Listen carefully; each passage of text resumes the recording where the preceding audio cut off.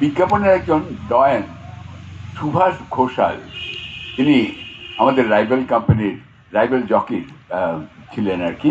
আমরা ক্ল্যারিয়নে কাজ করতাম, উনি এইচডি এর কর্ণধার ছিলেন কলকাতায়।